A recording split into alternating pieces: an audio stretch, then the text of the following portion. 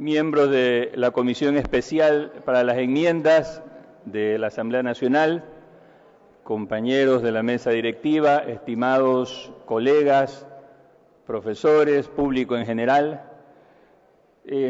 Yo quiero empezar por señalar que este tema de las enmiendas debe ser enfocado desde el punto de vista, en primer lugar, de su pertinencia, que ha sido eludida, por cierto, en cuanto al problema esencial, esto es la rigidez de los derechos fundamentales que se encuentran en la Constitución, no de la Constitución, sino de sus derechos fundamentales, porque este es el problema. La Constitución actual se caracteriza, primero, porque establece un sistema de un Estado constitucional de derechos y de justicia. Esto es lo salvaguardable, esto es lo esencial, esto es lo que conforma precisamente lo esencial del Estado ecuatoriano. Y junto a eso, un tema importante, que es la participación ciudadana, el poder ciudadano, por el cual o por medio del cual se intenta precisamente diseñar un sistema que apunta a la cogestión y al cogobierno con miras hacia una autogestión social. Este es el esquema sobre el que se constituye la nueva Constitución ecuatoriana. El tema de las enmiendas tiene que ver precisamente con la no afectación de estos elementos esenciales. Estos son los problemas esenciales que no pueden ser afectados por una enmienda. Porque en caso contrario estaríamos ante la exigencia de realizar una nueva asamblea constituyente y un referéndum para alterar precisamente este contenido esencial. El pueblo ecuatoriano sobre eso ya se pronunció, sobre estos temas esenciales, ya está pronunciado sobre eso. Lo que la Constitución deja abierto precisamente es dos alternativas, la enmienda y la reforma constitucional. El procedimiento para las enmiendas se encuentra también establecido en la Constitución. Ese procedimiento de las enmiendas puede ser, por una parte, la convocatoria a una consulta, ¿no? O que la Asamblea Nacional lleve a cabo esa enmienda. La Corte Constitucional ya se pronunció al respecto, acerca del contenido de esas enmiendas.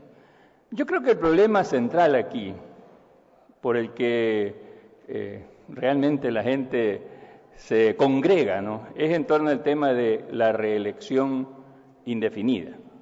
Voy a hablar un poco sobre eso, pero a mi manera de ver hay otro tema mucho más importante, porque este se afecta a derechos, porque el problema no es que el artículo en sí, o uno de los artículos, haga referencia o no a algún derecho.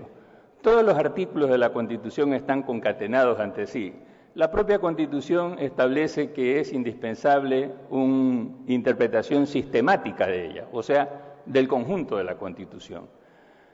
Y el problema, por ejemplo, está en la posibilidad de que los trabajadores del sector público sean, los trabajadores me refiero que se encuentran amparados al Código del Trabajo actualmente, sean colocados bajo un solo sistema, el sistema de la Ley de Servicio Público. ¿A qué me refiero? Porque aquí sí hay afectación de derechos que la Constitución establece. ¿Cuáles? El derecho a la huelga, que está restringido y limitado por la propia Constitución, establece cuándo y dónde, en qué sectores no se puede hacer huelga, pero que subsiste como derecho fundamental, ¿no?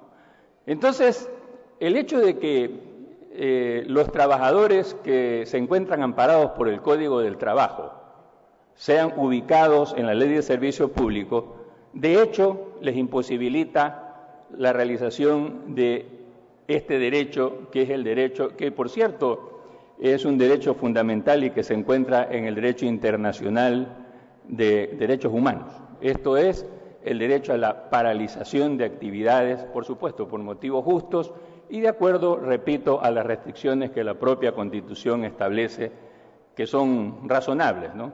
No se puede paralizar servicios como la salud, como la educación o la justicia, entre otros, ¿no? Lógicamente, por el efecto que esto tiene para el conjunto de la población, por la afectación de los derechos de otras personas, en este caso de la ciudadanía. Este sí es un problema, a mi manera de ver, de afectación de derechos. Este sí es un problema que requiere una revisión a fondo, porque el otro tema, el tema de la reelección presidencial, ya lo vamos a señalar, ¿no? El otro tema es un tema que tiene que ver con la estructuración política del Estado. Pero es indudable que en eso coincido absolutamente con el doctor Jiménez, que me precedió en la palabra, que las otras son absolutamente enmiendas. El caso de la Contraloría, que más bien tiene un exceso de atribuciones, ¿no?, que le permiten, por cierto, una acción desmesurada, ¿no? Entonces, delimitar con claridad sus funciones es algo positivo. En cuanto al tema de la utilización o no de la fuerza pública, este tema ha sido debatido, por cierto, también en muchas ocasiones y en otros espacios. Yo recuerdo, por ejemplo, la resolución, la sentencia más exactamente, del Tribunal Constitucional peruano en torno a este tema. El problema no está en la utilización o no de la fuerza pública, sino en qué clase de utilización se dé por ella. La fuerza pública sirve, como lo estableció el Tribunal Constitucional peruano en una sentencia, para resguardar los sitios estratégicos, para evitar precisamente que se creen incidentes en torno a estos sitios estratégicos y sin el uso de armas pesadas.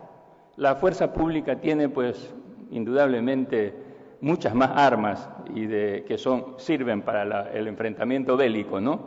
Como es lógico, esto es el papel específico de las Fuerzas Armadas, que no pueden ser utilizadas en esta tarea de salvaguarda. Una cosa es salvaguardar instalaciones y otra cosa es, evidentemente, cumplir las funciones de policía, que son o pertenecen a la fuerza pública que en nuestro país lleva el nombre de Policía Nacional.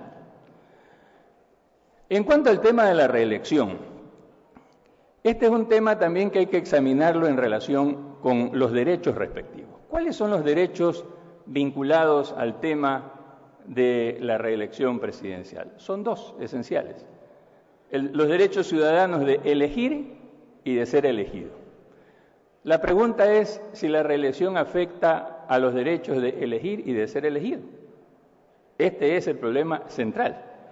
Es decir, si a la reelección la acompaña la prohibición de que otras personas participen o, evidentemente, pues de ser elegidos o de elegir alguna otra opción que no sea la persona que opta por la reelección.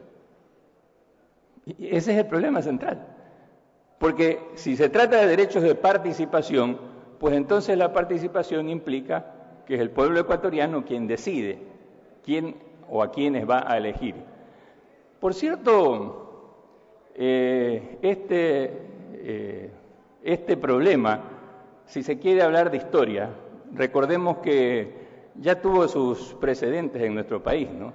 Yo quiero recordar de qué se le acusó al libertador Simón Bolívar, cuando se vio obligado a renunciar a su cargo y partir al exilio, de perpetuarse precisamente en el poder.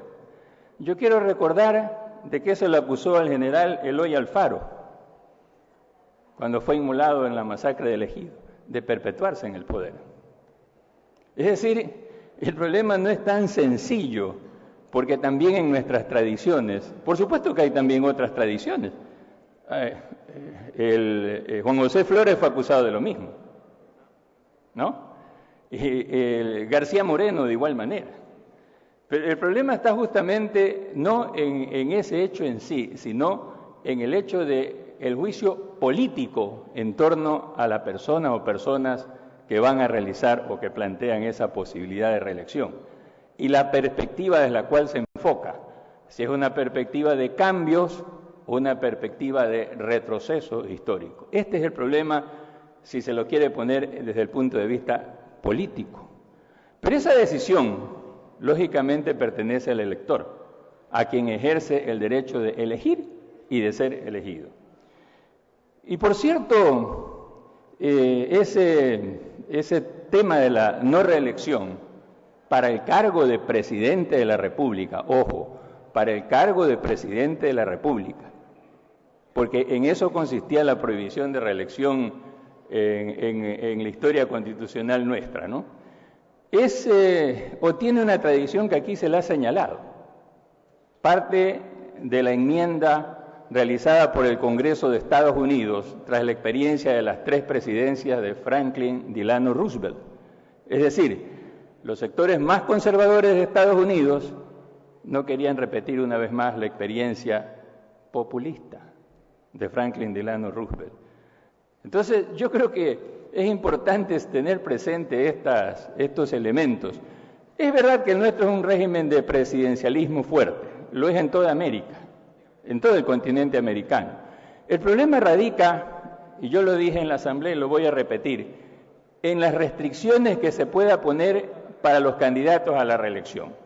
Es decir, que le permitan la igualdad de competencia a quienes, lógicamente, tienen que correr contra alguien que ya tiene un puesto de ventaja, ¿no? Ese es un problema de reforma, porque efectivamente la cuestión está en garantizar la igualdad de condiciones para las personas, que es un elemento importante de acuerdo al artículo 11, numeral 2, la garantía de igualdad de las personas.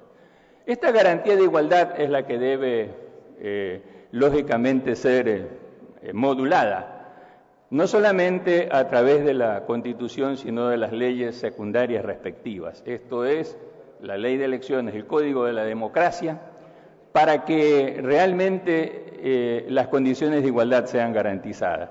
Me parece que esa es la forma más acertada de visibilizar este problema. Lógicamente, pues que las opiniones son muy diversas sobre este tema, pero yo sí creo que la solución de un problema de esta naturaleza, que es un problema de la construcción política, sí tiene que ver en gran medida con que nosotros logremos consensos de carácter jurídico sobre este tema que garanticen lo que es esencial, la igualdad de quienes compiten y el derecho, insisto, de elegir y de ser elegidos para todos. Muchas gracias. Muchas gracias al doctor Javier Garaycoa, decano de la Facultad de Jurisprudencia y Ciencias.